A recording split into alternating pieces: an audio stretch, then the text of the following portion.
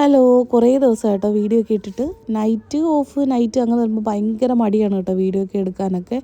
അപ്പോൾ ദേ നൈറ്റൊക്കെ കഴിഞ്ഞു, ഓഫൊക്കെ കഴിഞ്ഞ് നെക്സ്റ്റ് ഡേ ഒരു വർക്കിംഗ് ഡേ ആയിരുന്നു കേട്ടോ. അപ്പോൾ ഞാൻ വെച്ചിരുന്നൊരു വീഡിയോ എടുത്തിടാമെന്ന്. ഞാൻ നിൽക്കുന്ന സ്ഥലം ഒഴിച്ച് ബാക്കി എല്ലായിടത്തും വെട്ടമുണ്ട് കേട്ടോ.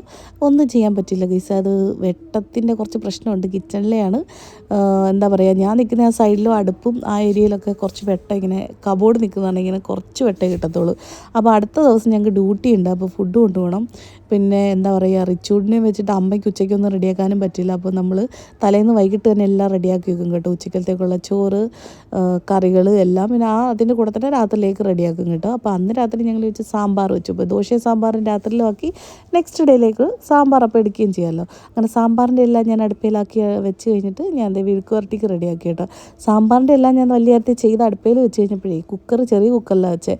അപ്പോൾ അതിനകത്ത് കിടക്കുന്ന കഷ്ണങ്ങളൊക്കെ പറയുക, ഞങ്ങൾക്ക് ഇങ്ങോട്ട് കിടക്കാൻ വയ്യ, തട്ടിയിട്ട് മുട്ടിയിട്ട് എന്ന്. പിന്നെ ഞാൻ നേരെ അത് വലിയ കുക്കറിലേക്ക് മാറ്റി കേട്ടോ. എന്നിട്ട് സൈഡിൽ കൂടെ വന്ന് വിഴുക്ക് വരട്ടിയൊക്കെ സെറ്റാക്കിയപ്പോൾ കാണാൻ കുക്കറിൽ വിസിൽ വന്നു കഴിഞ്ഞ് കഴിഞ്ഞാൽ പിന്നെ ഞാൻ താളിച്ചിനകത്തേക്ക് ഒഴിക്കാറാണ് പതിവ്. അതിനകത്താണ് ഞാൻ അരപ്പും കാര്യങ്ങളും ഒക്കെ ചേർക്കണം കേട്ടോ. അങ്ങനെ ഞാൻ എൻ്റെ സൈഡിൽ നിന്ന് ഞാൻ സാമ്പാറും വിഴുക്ക് വരട്ടി മാത്രമാണ് ചെയ്തത്. ഞങ്ങൾ പാർട്ടായിട്ടാണ് കേട്ടോ എല്ലാം ചെയ്യുന്നത്. കാരണം റിച്ചൂഡിനല്ലെങ്കിൽ ഒന്നിനും സമ്മതിക്കില്ല. ഇപ്പോൾ ദേണ്ട വിഴുക്ക് വരട്ടിയും റെഡിയാക്കി, സാമ്പാറും ഞാൻ റെഡിയാക്കി, എൻ്റെ താളം ഞാൻ അമ്മയിലേക്ക് കൈമാറി കേട്ടോ.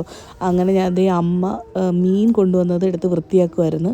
അയലയായിരുന്നു കൊണ്ടുവന്നത് കേട്ടോ. അമ്മയ്ക്ക് അയല ഇഷ്ടമാണ്. നാട്ടിൽ അയല കഴിച്ചിട്ട് ഇവിടെ വന്നത്തെ അയല കഴിച്ചപ്പോൾ അമ്മ പറയുന്നതാണ് ഇവിടുത്തെ അയലയ്ക്കാണ് ടേസ്റ്റ് കൂടുതലെന്ന് കേട്ടോ. അങ്ങനെ ദേ അമ്മയുടെ അയലയൊക്കെ വൃത്തിയാക്കി, അതിനകത്ത് കുറച്ച് അഴുക്കും കാര്യങ്ങളൊക്കെ ഉണ്ടായിരുന്നു, അതൊക്കെ കട്ട് ചെയ്ത് വൃത്തിയാക്കി. അമ്മ എനിക്ക് മീറ്റൊക്കെ കാണിച്ചു തരുമായിരുന്നു കേട്ടോ, എങ്ങനെ ഇരിക്കുന്ന മീറ്റിനാണ് ടേസ്റ്റ് അങ്ങനെന്നൊക്കെ. അങ്ങനെ ഞാൻ റിച്ചോട്ടിന് റൂമൊക്കെ കറങ്ങി തിരിച്ച് വന്നപ്പോൾ കാണാം ദേ അമ്മ മീൻ വറുക്കാനെല്ലാം അടുപ്പയിലാക്കിയിട്ടുണ്ടായിരുന്നു. ദോശയും ഒക്കെ സെറ്റ് ചെയ്ത് കേട്ടോ. അങ്ങനെ ഫുഡൊക്കെ റെഡിയായി. രാത്രിയിലത്തെ ദോശയും സാമ്പാറും ഒക്കെ ഞങ്ങൾ സൈഡിൽ കൂടെ റൂമിൽ വന്നിരുന്ന് തട്ടുമായിരുന്നു. റിച്ചൂട്ടിന് ഓൾറെഡി ഉറങ്ങിയായിരുന്നു കേട്ടോ. പിന്നെ അമ്മ എനിക്ക് അതിനിടയ്ക്ക് വാരി തരുമായിരുന്നു കേട്ടോ. അങ്ങനെ ഫുഡൊക്കെ കഴിച്ച് കയറി കിടന്നുറങ്ങി. അപ്പോൾ അത്രയുള്ളൂ. Tata bye bye, see U.